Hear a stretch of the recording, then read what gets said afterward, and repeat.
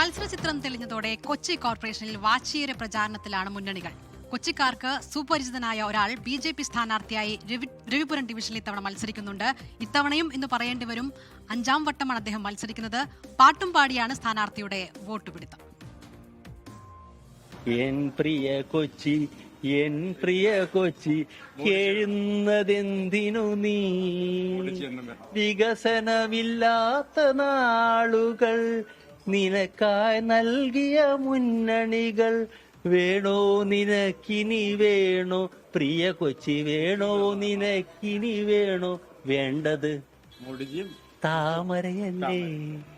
കൊച്ചിൻ കോർപ്പറേഷനിലെ രവിപുരം ഡിവിഷനിലെ BJP സ്ഥാനാർത്ഥി CG രാജഗോപാലിന്റെ വോട്ട് പിടുത്തം ഇങ്ങനെയാണ്. CG രാജഗോപാൽ എന്ന് പറഞ്ഞ ഒരുപക്ഷെ കൊച്ചി നിവാസികൾക്ക് മനസ്സിലാവില്ല, മുത്തു എന്ന് പറഞ്ഞാൽ മാത്രമേ മനസ്സിലാവുള്ളൂ. ആ മുത്തുവിന്റെ വോട്ട് പിടുത്തമാണ് നമ്മൾ കണ്ടത്. എന്നെ കുട്ടിക്കാലത്ത് തൊട്ട് എന്റെ ഒരു സുഹൃത്ത് വിളിച്ച പേരാണത്. എന്റെ പേര് രാജഗോപാൽ എന്നാണ്. അപ്പൊ പുത്തോ എന്നുള്ളത് അത് മുത്തുവായി മാറി. മുത്തു പാട്ടൊക്കെ പാടിയിട്ടാണ് വോട്ട് പിടുത്തത്. എന്താണ് അങ്ങനെ ഒരു?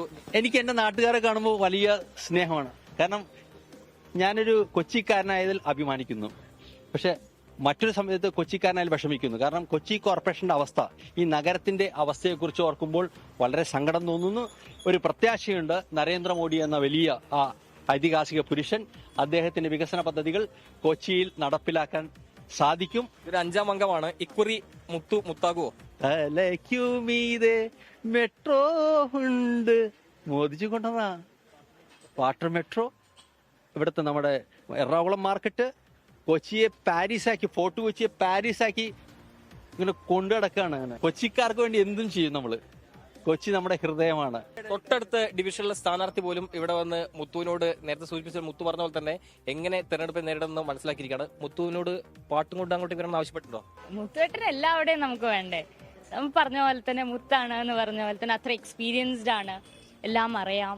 നമുക്ക് അദ്ദേഹത്തിന്റെ അഡ്വൈസ് ആവശ്യമുണ്ട്. നല്ല റെസ്പോൺസ് ആണ് നമുക്ക് കിട്ടുന്നത് എല്ലാവരുടെയും. പിന്നെ നമുക്ക് അറിയാം, എല്ലാവർക്കും ജനങ്ങളെ സത്യം മനസ്സിലാക്കുന്നുണ്ട്. അതുകൊണ്ട് BJP തന്നെ വരും ഇത്തവണയും. അങ്ങനെ മുത്തു പാട്ടുപാടി ഇക്കുറി ജനഹൃദയങ്ങളിലേക്ക് കയറാൻ പറ്റുമെന്നൊരു പ്രതീക്ഷയിലാണുള്ളത്. രവിപുരം ഡിവിഷനിലാണ് മുത്തു മത്സരിക്കുന്നത്. വിജയപ്രതീക്ഷയിൽ തന്നെയാണ് മുത്തു ഉള്ളത്. കൊച്ചിയിൽ നിന്ന് സജിൽ ഗുരുവായൂരിനൊപ്പം നിതിൻ അംബുജൻ, 24.